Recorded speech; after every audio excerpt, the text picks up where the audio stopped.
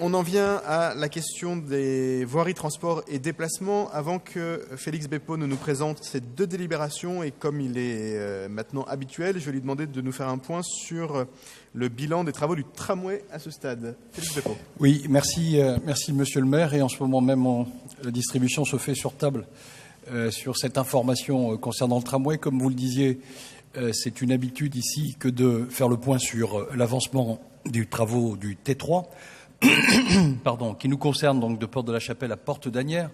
Je rappelle que ce projet de 211 milliards d'euros s'est traduit par une participation de l'État de 12%, de la région à hauteur de 28%, et tout le reste, c'est la ville de Paris à 60%.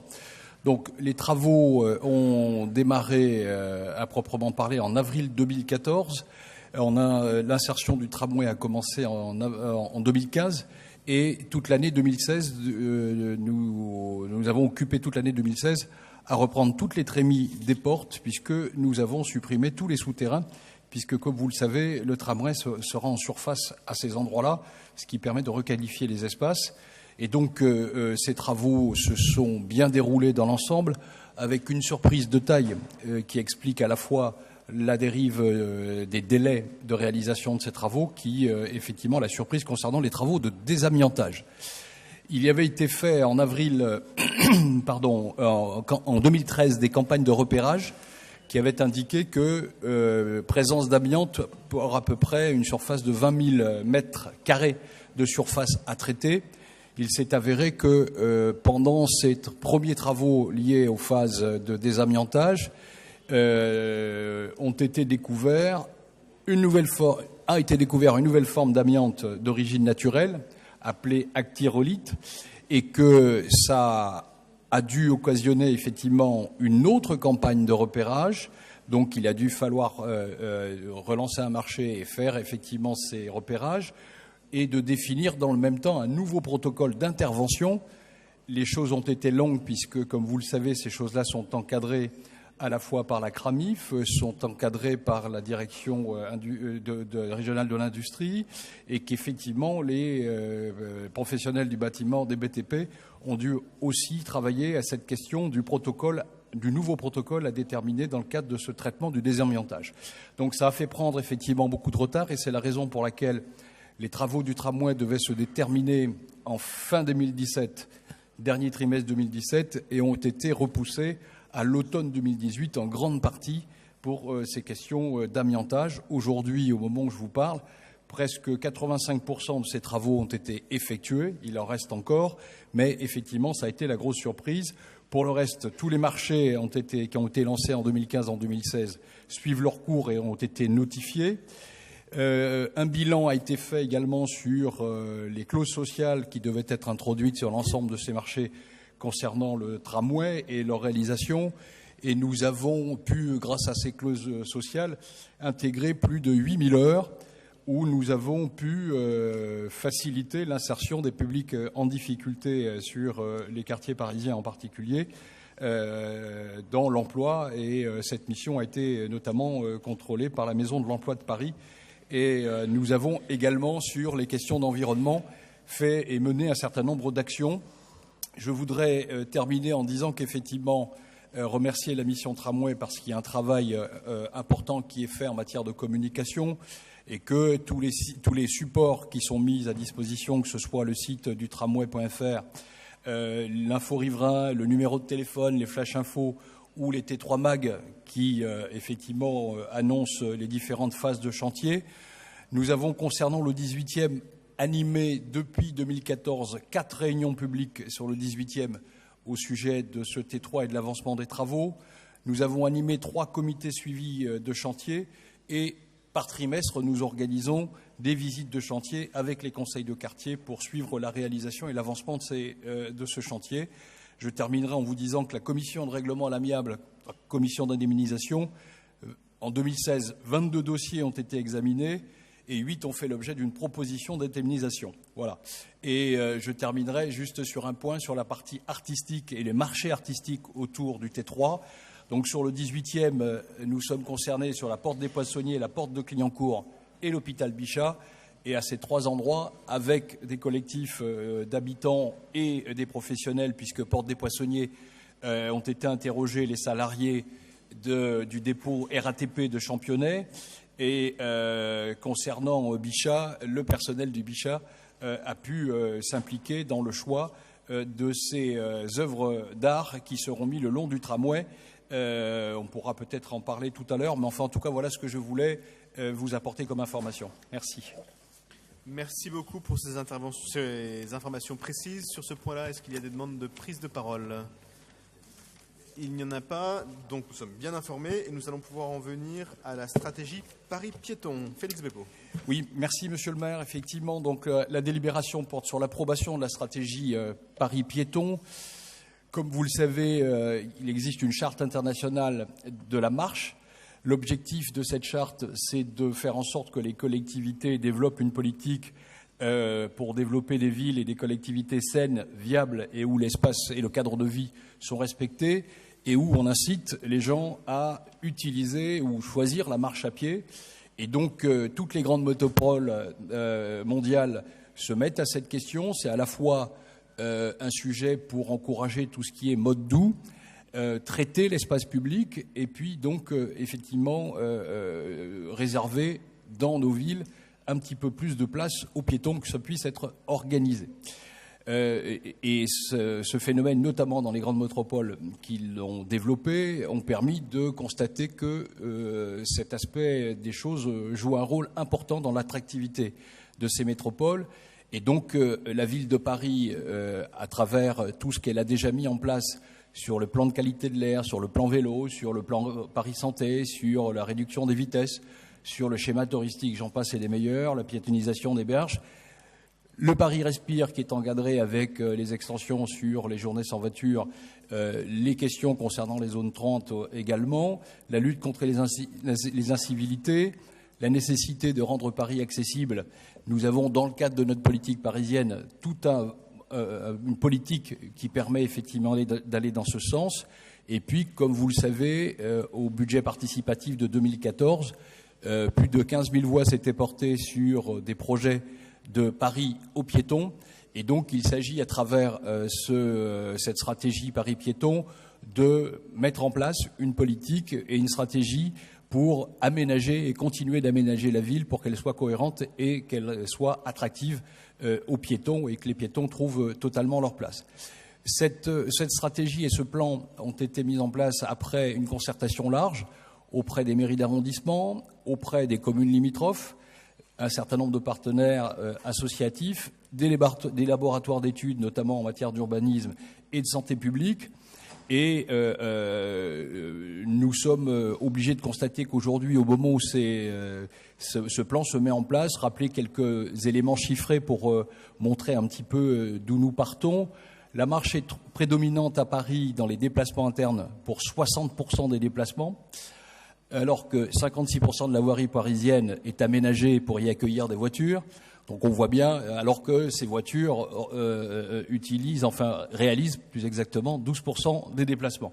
Donc il s'agit simplement d'adapter la ville et les aménagements de la ville pour tenir compte du fait que 60% des déplacements se font à pied et donc d'aménager notre ville et nos déplacements pour les piétons. Donc cette stratégie plan piéton propose de lancer notamment 5 chantiers.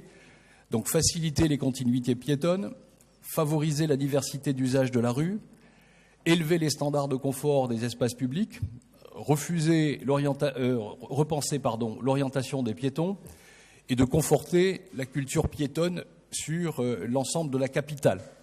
Donc faciliter les continuités piétonnes et nouveaux partages, c'est notamment retravailler tout un certain nombre d'axes routiers qui auraient besoin d'être apaisés eu égard au flux de voitures particulières qu'il y a parfois sur ces artères. Trouver les moyens de conforter les promenades piétonnes chaque fois qu'il est possible et à chaque aménagement. Continuer à valoriser les places comme nous l'avons fait sur la place Clichy par exemple et que nous proposons, comme nous l'avons fait également à Place de la République. Et donc il y a tout un certain nombre de programmes où on valorisera les places en y mettant le piéton réellement à sa place et en travaillant sur ces questions de continuité. Et puis également le franchissement à faciliter, notamment aux alentours des portes, puisque c'est un sujet que notamment nous traitons avec le tramway. Comme vous le savez, tout à l'heure je parlais du traitement des trémies sur les différentes portes traversées par le T3, de la porte de la Chapelle jusqu'à la porte d'Asnières. Favoriser la diversité d'usage de la rue. Donc effectivement, il y a un certain nombre de quartiers, et ça ne fait pas référence exactement au quartier vert, mais il y a un certain nombre de quartiers sur lesquels nous nous sommes entendus pour dire qu'il fallait les aménager pour que le piéton soit totalement à sa place. Ça correspond très souvent à des quartiers où nous espérons avoir de la zone 30, j'en dirai peut-être un mot tout à l'heure. Et puis les standards de confort des espaces publics. Il est fait beaucoup de choses sur l'accessibilité, notamment pour les personnes handicapées, mais il faut aller plus loin. Et le plan piéton se propose effectivement d'aller beaucoup plus loin. Certaines zones sont déjà aménagées. Nous sommes, sur un projet issu du budget participatif, j'en parlais tout à l'heure, sur Montmartre, qui a beaucoup de chances d'être réalisé d'ici au mois de juin 2017. Donc tant mieux. Continuer sur la sécurité routière. Et puis, comme je le disais tout à l'heure, tout faire pour conforter la culture piétonne. Donc je vais m'arrêter là. Je vais vous demander d'approuver cette délibération et d'autoriser la maire de Paris à signer la Charte internationale des piétons. Merci. Merci beaucoup Félix Beppo de cette intervention sur un sujet qui est tout sauf anecdotique, parce qu'il s'agit de comment on partage l'espace en ville et comment on fait pour que les piétons, mais quand on parle des piétons, on parle aussi du public le plus vulnérable, c'est-à-dire les personnes âgées et les enfants, puissent avoir plus de place pour circuler dans la ville et puissent avoir des espaces mieux protégés. Et donc on n'est pas du tout dans l'anecdote qui consiste à imaginer qu'on fait des trucs pour se faire plaisir. On est vraiment dans le partage de l'espace et vraiment dans la place que peuvent avoir chacun d'entre nous dans la ville. Et quand on parle de vouloir construire une ville bienveillante, il faut bien sûr qu'on travaille sur ces questions et notamment sur ces questions de continuité piétonne. Tous ceux ici qui soit ont un certain âge, soit ont des jeunes enfants, savent à quel point nous avons encore à progresser pour faire en sorte qu'on puisse à égalité bénéficier de la ville, ce qui n'est pas le cas aujourd'hui. Et donc j'imagine que certains vont vouloir prendre la parole sur cette délibération. Je vois Gala Bridier, je vois Pierre-Yves Bournazel. Est-ce qu'il y a... Et on peut répondre, mais est-ce qu'il y a d'autres demandes de prise de parole? Donc Gala Bridier, puis Pierre-Yves Bournazel. Merci Monsieur le maire. Effectivement, tout cela est très loin d'être anecdotique. Je pense même que c'est une révolution douce, très douce, qui s'opère à Paris et qui est celle donc de la place des piétons et de la place de la marche que nous devons développer dans notre espace public. Cela a été rappelé par Félix Beppo, mais je pense que ces chiffres sont à marteler. Plus de 60% des déplacements se font à pied, mais c'est aussi environ près de 60% des espaces de voirie qui sont dédiés aux déplacements à moteur. Il est donc vraiment très urgent de faire plus de place aux piétons et aux modes doux dans la lignée de tout ce que nous avons déjà engagé depuis le début de la mandature et des annonces faites par la maire de Paris lors de la cérémonie des vœux sur tous les projets de transformation de la voie publique. Je pense notamment aux aménagements des quais hauts, de la rue de Rivoli, etc. Et tout ceci s'inscrit bien sûr dans tout ce qui a déjà été fait, l'aménagement des berges sur Seine, les dimanches piétons sur les Champs-Élysées, la réforme du stationnement, etc. Et en lisant cette stratégie piéton, après le plan vélo que nous avons voté en 2015, si mes souvenirs sont bons, j'étais vraiment très heureuse de voir que les quartiers populaires n'étaient pas oubliés et que le 18e n'était pas en reste, puisqu'effectivement, c'est aussi à nos quartiers où il faut s'atteler pour apaiser l'espace public et rendre conforme aussi ces quartiers aux usages qui en sont faits. Donc c'est vraiment avec grand plaisir que nous voterons évidemment cette délibération. et que nous verrons donc que la rue de la Chapelle et la rue Max Dormoy seront réaménagées fortement afin que la circulation y soit plus apaisée. La circulation donc des piétons, mais aussi des vélos, cela va souvent de pair. Nous avons réussi également à faire inscrire dans les futurs projets opérationnels à engager à ce que le quartier de la Goutte d'Or soit envisagé à moyen long terme comme un quartier entièrement piéton, et donc que l'usage de ce quartier privilégie plutôt la vie de la rue, comme c'est le cas aujourd'hui, plutôt que la circulation.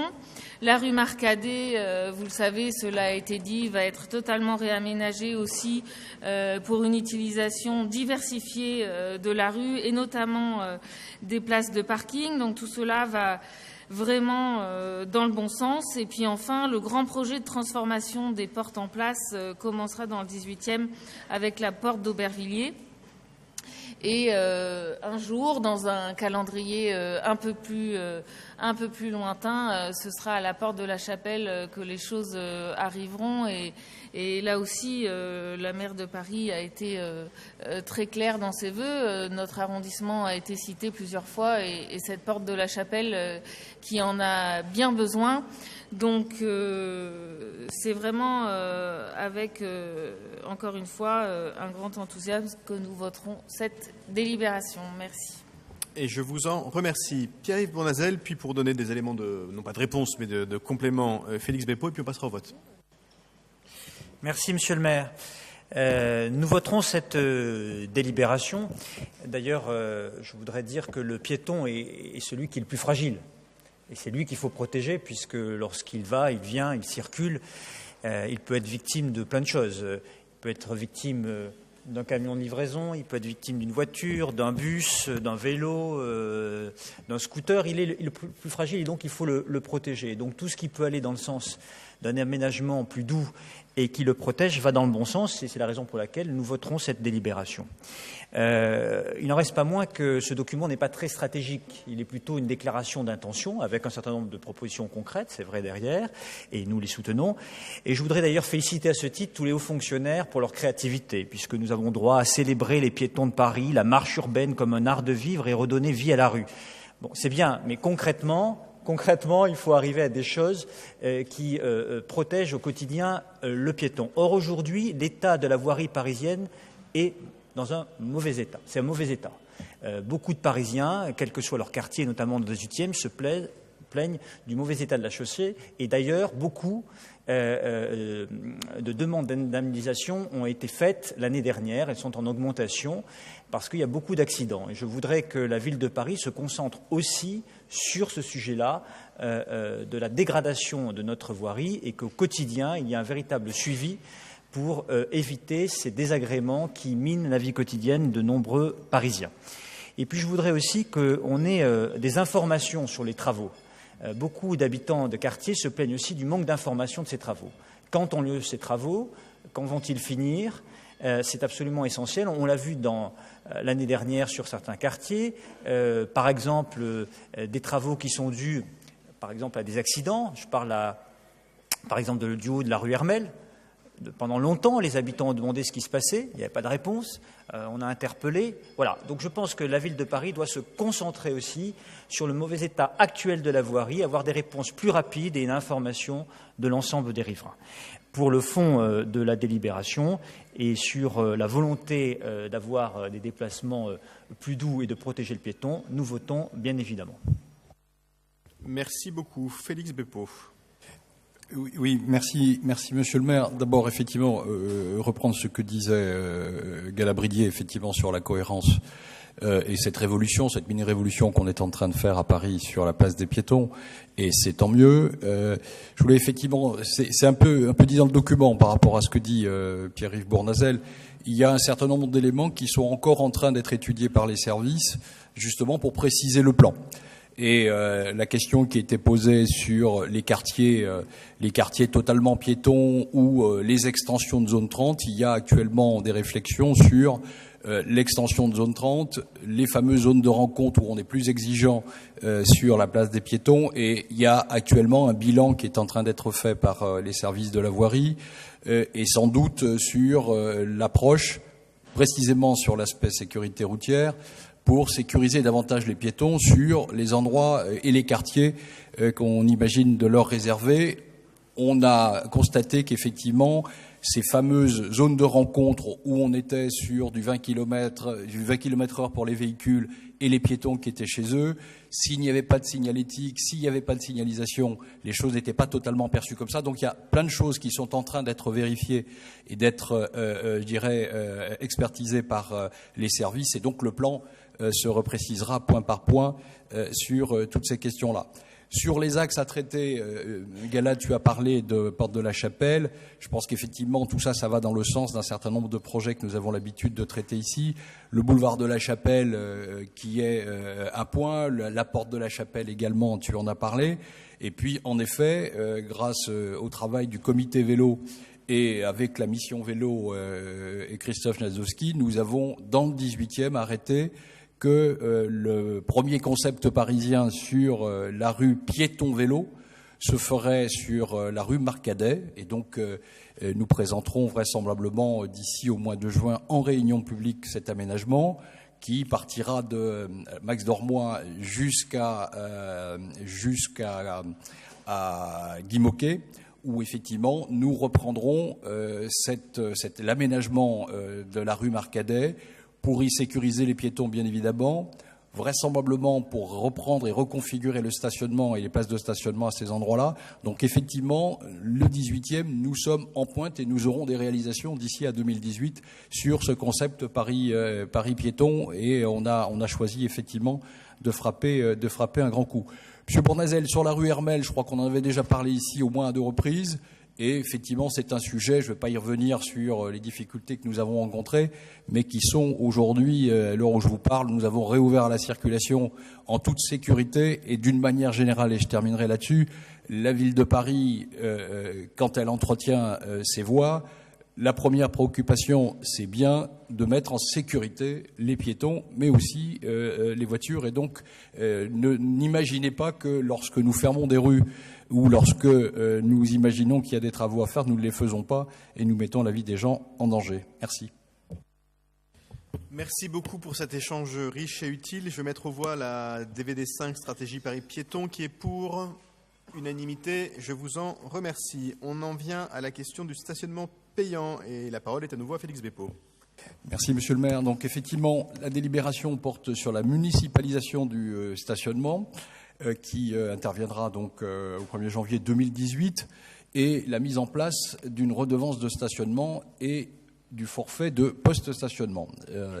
Comme vous le savez, la loi MAPTAM, donc de modernisation de l'action publique territoriale et d'affirmation des métropoles, à partir de janvier 2018, donne aux collectivités métropolitaines des compétences en matière de gestion complète de leur politique de stationnement. Ça, plus la dépénalisation du stationnement qui se traduit par le fait que l'usager n'aura plus à régler un droit de stationnement, mais une redevance d'utilisation. On reprend ainsi le mécanisme classique du montant forfaitaire dû. Et en cas de non-paiement de ce forfait, effectivement, il y aura une tarification un petit peu différente. C'est ce que nous appelons le forfait de post-stationnement. Donc il s'agit d'une indemnité de la collectivité, une indemnisation de la collectivité en raison du non-paiement du temps utile. C'est exactement le cas lorsque vous allez dans un parking, vous avez perdu votre ticket. On vous fait payer un tarif qui n'a plus rien à voir puisqu'on ne peut pas contrôler le nombre d'heures où vous êtes resté. Et effectivement, le stationnement sera réglé de cette façon-là. Cette délibération se propose effectivement de considérer qu'il faut augmenter la rotation du stationnement à Paris. Et encore une fois, ça va dans le sens de ce qu'on disait tout à l'heure sur les modes doux et sur la limitation de la voiture particulière à Paris. Et donc, l'idée, c'est qu'effectivement, au-delà de 2 heures, on puisse arriver à des stationnements très dissuasifs, à un prix de stationnement très dissuasif pour éviter d'avoir des véhicules qui stationnent très longtemps et très souvent sur Paris. Donc, La loi prévoit que la collectivité doit fixer ses tarifs, les grilles tarifaires et le fameux forfait de post-stationnement dont je vous parlais à l'instant, pour le 1er janvier 2018. Et donc, il vous est proposé, à travers tout un certain nombre de mesures où ces tarifications tiennent compte des énergies utilisées par les voitures, puisque nous ne taxerons pas de la même manière les véhicules qui ont des basses émissions. Tout ça, c'est totalement cohérent avec ce qui est en train de se mettre en place sur les vignettes. Les véhicules propres, nous les encourageons et bien évidemment, nous essayons de faire cas des professionnels qui, à Paris, ont encore besoin d'utiliser leur voiture. Et donc, nous tenons compte dans cette tarification de tous ces éléments, donc pour favoriser l'usage des voitures à basse consommation, faciliter le stationnement résident et faciliter l'activité économique, je le disais tout à l'heure, avec un certain nombre d'entreprises qui ont besoin de travailler en voiture à Paris. Donc Paris est découpé en 2 zones. La zone 1 sur les 1er, 2e, 3e, 4e, 5e, 6e, 7e, 8e, 9e, 10e et 11e arrondissement, tous les arrondissements du centre de la capitale et tous les arrondissements périphériques, 12, 13, 14, 15, 16, 17, 18, 19, 20. Et donc la zone 2, ça c'est la zone 2. Les 2 premières heures, comme je le disais tout à l'heure, ne changent pas. Donc pour la zone 1, il s'agira de 4 € par heure. Et sur la zone 2, de 2,40 € l'heure. Et à partir de la 3e heure, effectivement, d'une manière progressive et jusqu'aux limites de 6 heures, nous aurons effectivement pour la 3e heure 8 € sur la zone 1, 4,80 € sur la zone 2 et effectivement 12 € sur la 6e heure pour 9,60 € sur la zone 2. Le forfait post-stationnement pour la zone 1 sera de 50 € et pour la zone 2 de 35 €.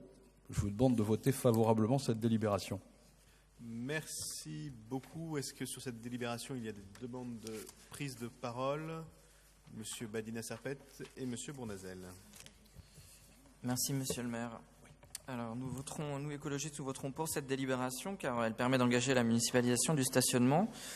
Comme Félix l'a rappelé, au 1er janvier prochain, nous allons pouvoir reprendre la main sur le stationnement et le maîtriser, du produit de la redevance jusqu'au montant de l'amende, et c'est en ça une très très grande avancée. Pour nous écologistes, l'utilisation d'un véhicule motorisé dans l'espace public, quel qu'il soit, a un coût, et ce coût, il doit être acquitté par les utilisateurs. Comme indiqué dans la délibération, à Paris, 80 000 places seraient occupées par des véhicules qui roulent peu. 2 types d'usages sont consacrés, le résidentiel et le rotatif. Et sur ces 80 000 places, nous avons près de 90% de fraude au stationnement par des véhicules qui roulent peu et qui pourraient libérer leur place pour d'autres ou simplement un autre usage de l'espace public. Ces chiffres sont absolument délirants et intolérables. Donc notre enjeu ici, il est simple et assez rationnel. C'est l'occasion pour nous de nous saisir de cette opportunité pour mieux réguler l'usage de l'espace public et le libérer progressivement. Le réguler, ça veut dire faciliter, mais aussi contrôler le stationnement. Le faciliter par des outils digitaux pour trouver sa place, mais aussi s'acquitter de son forfait, puisqu'on pourra le faire par son téléphone mobile. Le contrôler en taxant ceux qui ne respectent pas la règle par une amende pour stationnement illégal, puisque c'est désormais le terme consacré. La délibération le mentionne, nous payons aujourd'hui 17 € notre amende à Paris, alors qu'à Barcelone, il faut s'acquitter de 90 €, avec par ailleurs beaucoup moins de place pour se garer et moins de parking que chez nous. Donc nous pensons donc qu'il est absolument légitime, voire rationnel, de vouloir considérer qu'une collectivité comme la nôtre puisse maîtriser son espace public en exigeant de ceux qui l'occupent illégalement de s'acquitter d'une amende aussi dissuasive que possible. Cela vaut pour les terrasses de café comme pour les véhicules motorisés. C'est une responsabilité collective. Par ailleurs, en faisant payer plus cher l'amende pour favoriser le stationnement rotatif, on n'augmente pas la pollution, puisque c'est ce qui aussi, parfois certaines personnes ont l'air de croire, mais c'est plutôt l'inverse, puisque l'intention est plutôt de faciliter, en favorisant la rotation des places, une rotation plus importante des places, et donc en luttant contre les voitures ventouses.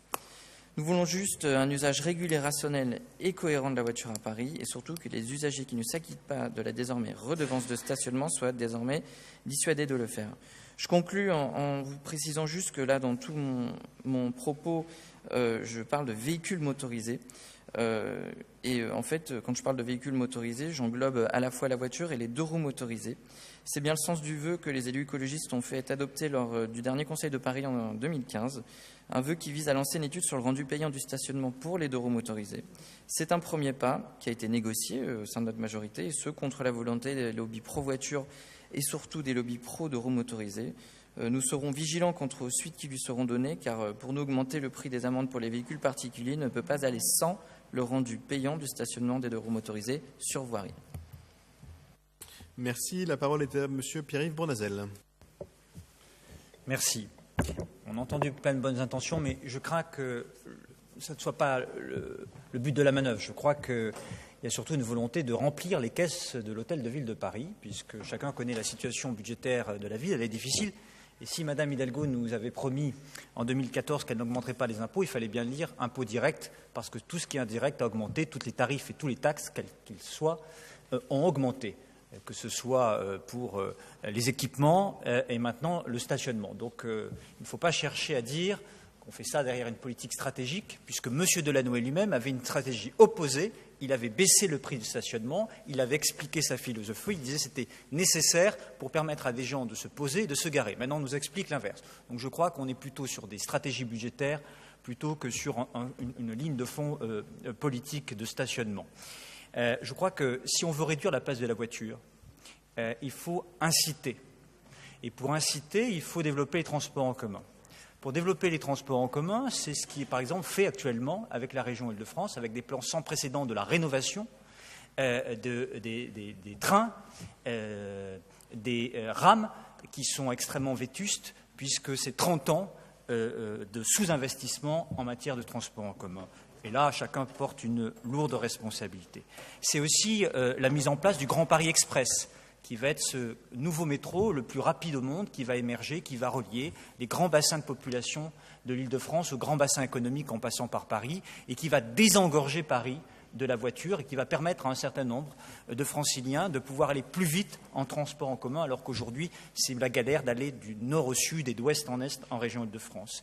C'est les nouvelles lignes de bus que lance à travers le syndicat des transports d'Île-de-France, Valérie Pécresse. Nouvelles lignes de bus qui vont bénéficier aux Parisiens, qui seront mieux desservis par les quartiers et qui pourront utiliser ces lignes de bus et peut-être éviter aussi de prendre de la voiture. Et puis inciter, c'est aussi pouvoir se dire qu'à un moment donné, il y a des gens qui font une partie de leur trajet, puisque en bas de chez eux, en Île-de-France, ils n'ont parfois pas un transport en commun, de pouvoir prendre leur voiture, une partie du trajet, et puis à un moment laisser leur voiture pour prendre un transport en commun, parce qu'ils seront gagnants en temps, en prenant ensuite les transports en commun, mais à chaque fois que nous proposons à la ville de Paris de pouvoir faire au port de Paris un certain nombre de parkings pour délester ces voitures de notre ville, eh bien c'est un refus là aussi dogmatique et idéologique, et je pense que ça mériterait d'avoir plus de pragmatisme. Et puis ensuite, il y a aussi l'utilisation des nouvelles technologies qu'il faut avoir en tête. Il y a toujours des gens qui prendront leur voiture, on espère de moins en moins, et des voitures propres. Et un jour, ils ne la conduiront pas. Dans moins de 10 ans, on ne conduira pas sa voiture, et on espère qu'elle sera propre et moins nombreuse à Paris. Mais en attendant, celui qui est en train de chercher à se garer, il circule et il pollue. Alors s'il pouvait se stationner plus rapidement, ça serait déjà un moindre mal et moins de pollution. On a vu des chiffres exorbitants, jusqu'à 1/3 des voitures qui circulent cherchent à se stationner. Moins de stationnement fait qu'il y a plus de voitures qui polluent.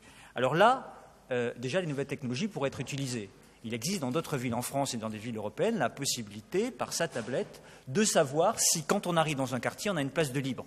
Parce que si on sait qu'on n'a pas une place de libre, peut-être qu'on ne prendra pas sa voiture pour tel ou tel déplacement qui ne serait pas professionnel ou obligatoire.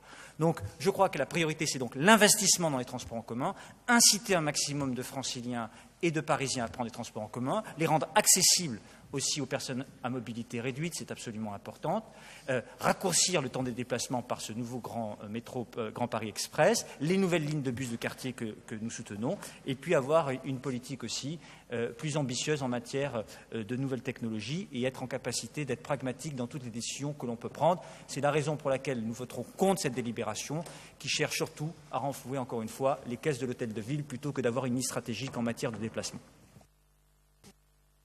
Merci. Gérald Briand a donné la parole, je vais la lui donner, et puis Félix Beppo dira un mot de conclusion, et sans doute moi aussi. Oui, court, puisqu'il fait froid. Non, juste pour dire que c'était normal qu'on revalorise le tarif qui ne représentait pas. Donc il fallait de toute façon, donc on entend les arguments et de ce qui vient d'être évoqué dans la précédente intervention, mais de toute façon, il fallait de toute manière augmenter ces tarifs qui n'étaient plus dissuasifs. Et donc le principal aussi intérêt d'abord, c'est aussi de dissuader et d'essayer que chacun s'acquitte des taxes. Après, nous, on va voter pour là en conseil d'arrondissement, mais bon, je tiens à apporter au procès verbal que le groupe communiste à l'hôtel de ville a fait des propositions, notamment celle d'une tarification sociale pour le tarif de résidence, sur laquelle nous tenons particulièrement. Donc, en espérant que la discussion permette d'aboutir pour que ensuite les conseillers de Paris ne retournent pas le vote que nous faisons ce soir. Merci. Merci. Félix Beppo, si vous... Oui, juste 2 points, monsieur le maire. La première pour dire à Pierre-Yves Bournazel que, et ça a été le début de la présentation de la délibération, c'est bien la loi MAPTAM qui nous oblige, au 1er janvier 2018, à récupérer cette compétence et à fixer des nouveaux tarifs et tout le reste. Donc ce n'est pas Madame Hidalgo qui, toute seule dans son coin, a décidé de cela, et toutes les collectivités et les métropoles de France sont soumises à la même règle, premièrement. Deuxièmement, ce que vous dites sur la politique parisienne, transport en commun, on n'a attendu personne pour faire les efforts en termes de transport en commun. Et on l'a dit à travers les 3 délibérations, les 3 communications que j'ai faites ce soir, que la cohérence de la politique en matière de transport et de déplacement, elle est très clairement prouvée. C'est-à-dire qu'on ne se contente pas uniquement de limiter la voiture particulière pour les raisons que vous savez. On est aussi à promouvoir les piétons et on est aussi à essayer de faire en sorte d'organiser le stationnement. Et là-dessus, je dirais que ce n'est pas la première fois qu'on évoque les questions de stationnement, puisque même sur des questions de stationnement en ouvrage, nous avons présenté ici même la politique qui permet, notamment sur les sujets que vous évoquez, sur le numérique, pour savoir combien de places. Aujourd'hui, tous les parcs de stationnement parisiens ont la possibilité, sur les grands opérateurs du stationnement, de vous donner ce type d'informations. La difficulté, et c'est bien là-dessus que porte la délibération, c'est le stationnement de surface, qui aujourd'hui est une compétence qui est très clairement parisienne, et encore plus si j'ose dire. Il faut mettre tout cela en cohérence, et le plan qui vous est proposé est là pour effectivement respecter la loi et permettre de mettre tout cela en cohérence. Oui, un mot complémentaire de méthode. On ne peut pas considérer que chacune des délibérations sur chacun des sujets a à traiter de l'ensemble du sujet. La délibération telle qu'elle est présentée aujourd'hui, proposée aujourd'hui, concerne assez clairement la question de la municipalisation du stationnement payant. C'est pas la stratégie de la ville de Paris pour l'espace public et voilà. Donc toute la politique de la ville de Paris ou toute la politique de la mairie d'arrondissement sur ces questions-là ne se résume pas à ce qui est dans la délibération. Sinon, si on en était là, il faudrait qu'on ait des délibérations de 200 pages sur chacun des sujets. De la même façon qu'on ne parle pas de toutes les crèches quand on subventionne une crèche et on ne parle pas de toutes les questions scolaires quand on parle de la carte scolaire. Et donc, il faut considérer les délibérations pour ce qu'elles sont. Et là, la question, c'est de savoir, en gros, quel est le montant de la redevance qui est fixé et comment on fait pour assurer que ceux qui ont à la payer, la payent. C'est assez, finalement, direct et simple. Et c'est cette question-là qui est posée. Pas d'autres questions qui, par ailleurs, ont toute légitimité à être posées, mais pas systématiquement, parce que sinon, alors, on ne vote plus aucune délibération. Voilà pourquoi, comme Félix, je vous appelle à voter cette délibération qui est pour, qui est contre, qui s'abstient, qui ne participe pas au vote. Elle est adoptée. Je vous en remercie.